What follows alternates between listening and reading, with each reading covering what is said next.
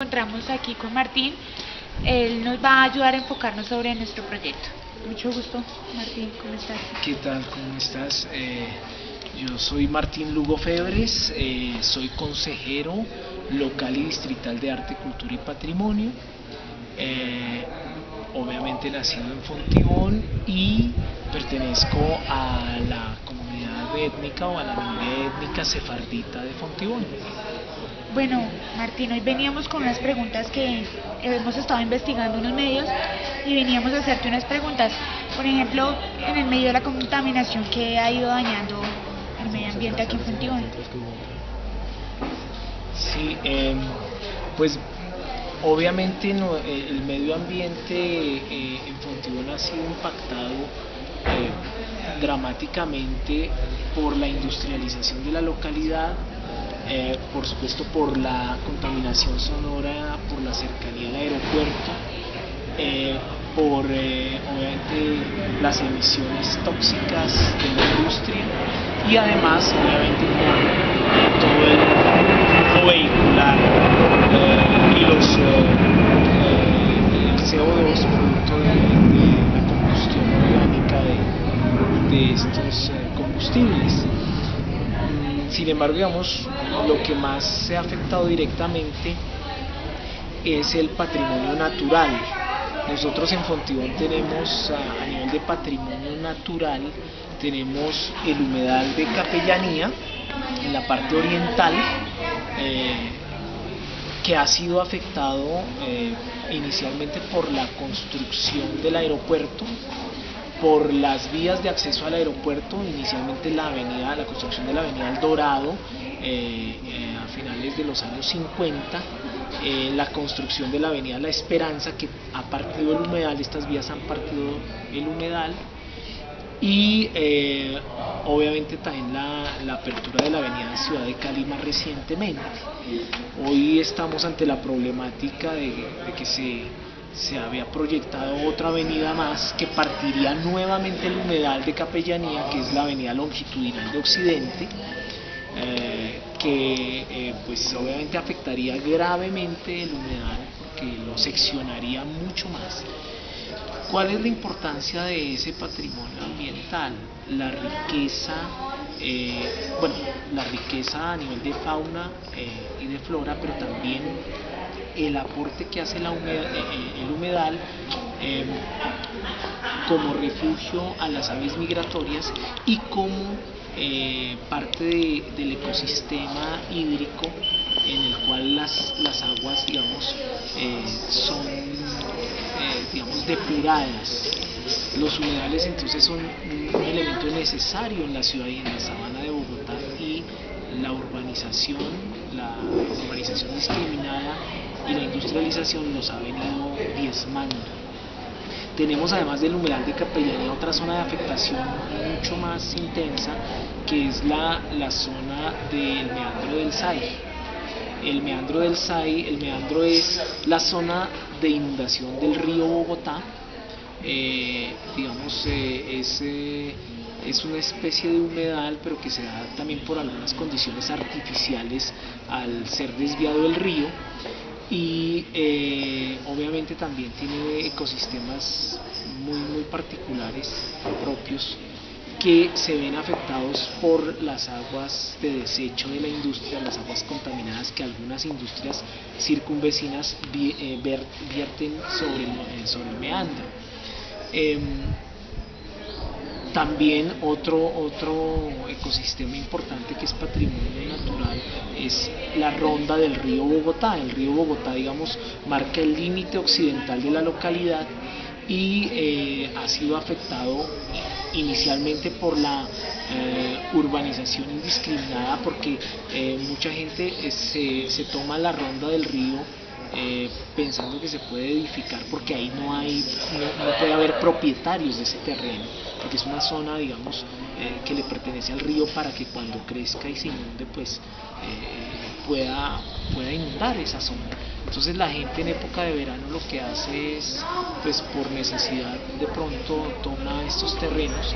También hay gente inescrupulosa que hace negocio con esos terrenos en las rondas de los ríos que urbanizan, y entonces lo que se ha creado es un problema primero de asentamientos urbanos que no tienen las características mínimas adecuadas.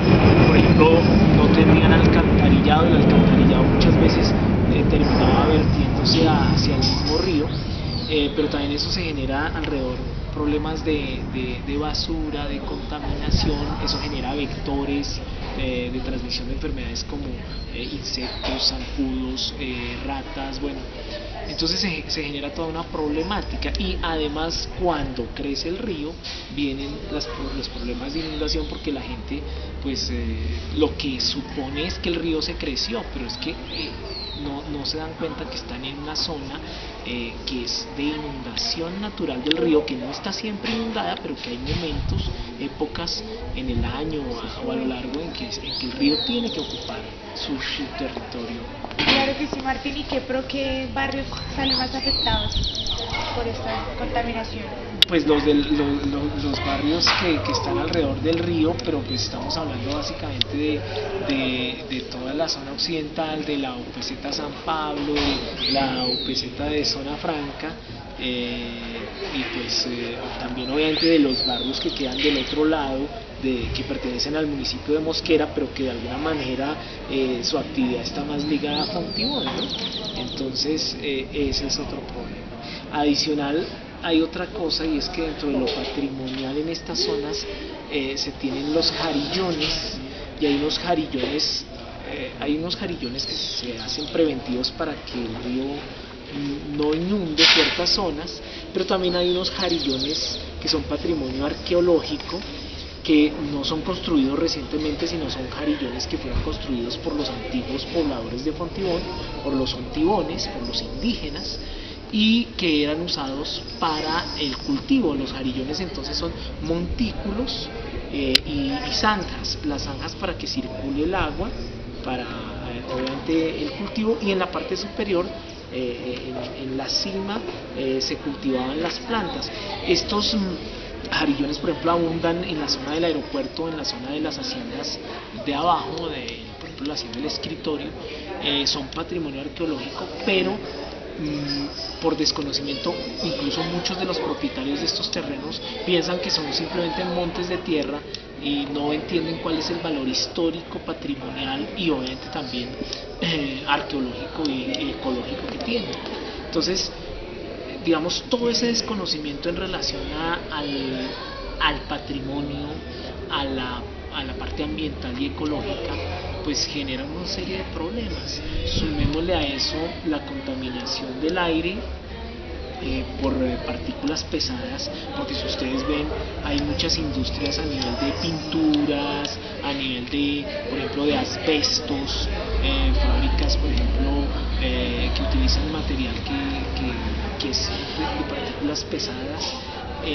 Eso genera una contaminación, sobre todo en la zona también de Zona Franca y de la UPZ San Pablo, que es problemática. Afortunadamente tenemos buenos vientos y eso ayuda a amortiguar un poco, pero en ciertas temporadas de menos vientos la contaminación es alta. Lo mismo la contaminación de ruido, no solamente por las tractomulas, que obviamente tienen que ingresar a la localidad por ser puerta de entrada a la ciudad, corredor, sino también los aviones, ¿no? Somos corredor aéreo. Digamos que la problemática del ruido de los aviones no era tan notoria anteriormente, porque solo el aeropuerto tenía una pista, que era la pista norte, que está sobre la localidad de Engativá, pero cuando se construyó la segunda pista, que es la pista sur, que colinda aquí con Fontibón, que se ve claramente ahí desde el Polideportivo Atahualpa, desde los barrios norte como Atahualpa, La Giralda, La Cabaña, La Isla, esos barrios, La Rosita, se ven afectados hoy en día por el ruido de los aviones y porque, digamos, las normas de mitigación de ruido y de horarios de operación aérea pues no están realmente controlados. Entonces todas esas problemáticas afectan a nivel ambiental la localidad, pero también están afectando el patrimonio de la localidad, el patrimonio natural y ambiental. También el patrimonio arquitectónico, porque Fontibón tiene una gran riqueza de patrimonio arquitectónico, no solamente en el casco histórico, en el parque fundacional, sino en otros sitios, y ese patrimonio histórico arquitectónico también se afecta por la vibración tanto de los aviones como del transporte de carga y por la contaminación que se adhiere a sus paredes. Martín, para finalizar, nos gustaría que nos dijeras unas de las soluciones que podríamos decirle, pedirle a las industrias para que nos colaboren respecto al medio ambiente. Pues la problemática es grande, pero las soluciones tienen que venir de todos. Primero, la comunidad, todas las personas que habitan Fontibón y especialmente los jóvenes, tienen que concientizarse de dos cosas. Por un lado, primero de la importancia de nuestra localidad y del gran patrimonio que tenemos, patrimonio natural, patrimonio arqueológico, patrimonio cultural, arquitectónico, que hay que conservar y que hay que disfrutar y que hay que conservarlo para heredarlo a las próximas generaciones para que disfruten de él y puedan entender más quiénes somos, de dónde venimos, para dónde vamos. Entonces hay que hacer conciencia en la ciudadanía de eso. Hay que hacer conciencia sobre las problemáticas que hay. También hay que hacer conciencia de parte de las industrias y digamos, las personas que ocasionan tanto la contaminación como estas afectaciones, para que empiecen a tomar cartas en el asunto y traten de buscar soluciones. Que sean conscientes de que hay que corregir eso, porque estamos no solamente ensuciando nuestra localidad, sino ensuciando el planeta, y estamos deteriorando el medio ambiente y el buen vivir para nuestros hijos y nuestros nietos, etc. Pero también hay que pedir un poco más de mano firme de parte de las autoridades. Aunque existe legislación, se necesita un poco más de mano firme y de pronto también un poco más de legislación, de hacer más fuertes las sanciones, porque muchas veces las industrias que no han tomado conciencia no hacen correctivos simplemente porque no los sancionan o no se les ve afectado su bolsillo. Entonces se necesita que hayan sanciones, pero también que haya la presencia, digamos, de una vigilancia de las autoridades locales, de la alcaldía local, que es una de sus funciones, pero también de la ciudadanía, que tome conciencia y denuncie y exija. Entonces las soluciones vienen de todos, también obviamente de las entidades nacionales, por ejemplo Aeronáutica Civil, y todo lo a nivel nacional que pueda incidir y ayudar a mitigar estos problemas. Y finalmente también la ayuda internacional, porque se necesitan recursos para poder, por ejemplo, hacer la descontaminación del río Bogotá, que es una de las cosas. Esa descontaminación, digamos que digamos que hay consenso en que hay que hacerla, se viene trabajando un poco hacia eso, se ha hecho algunas cosas, pero se requiere de mucho más voluntad política y de mucho más presupuesto y dinero para que a futuro realmente el río Bogotá no solamente se descontamine, podamos nuevamente pescar en el río, salir de pronto a un paseo de olla en las inmediaciones del río en un ambiente agradable, natural, descontaminado, sino que también el río puede potenciarse como un sistema de transporte fluvial interno entre localidades.